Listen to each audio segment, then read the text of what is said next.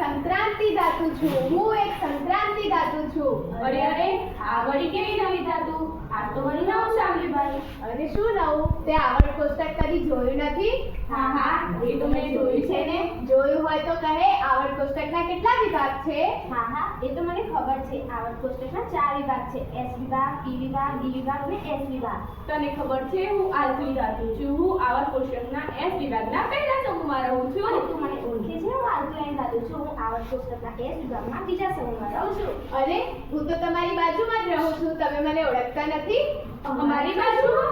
હા હું તમારી બાજુવાળા ડી વિભાગમાં રહું છું। ડી વિભાગમાં એ તો બહુ મોટો વિભાગ છે। હા મારો વિભાગ સૌથી મોટો છે, સૌથી મોટો બંગલો મારો છે।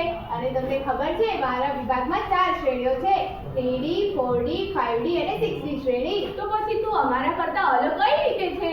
તમારી સંયોજકતા બોલો। હું સમૂહ 1 માં રહું છું એટલે ફક્ત એક જ સંયોજકતા +1 ધારણ કરું છું। અને હું સમૂહ 2 માં રહું છું એટલે મારી સંયોજકતા +2 છે। અરે તમે તો ફક્ત એક જ સંયોજકતા ધારણ કરી શકો છો, હું તો ઘણી બધી સંયોજકતા ધારણ કરી શકું છું।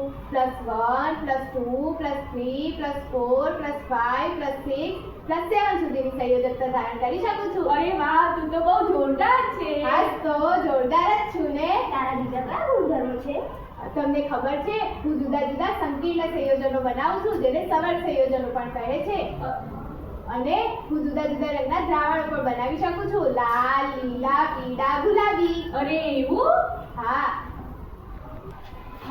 હવે અમે તને અને તારા ગુણધર્મોને ઓળખી લીધા।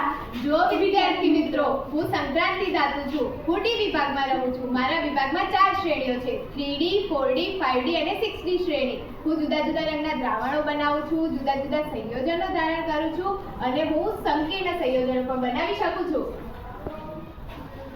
વિદ્યાર્થી મિત્રો,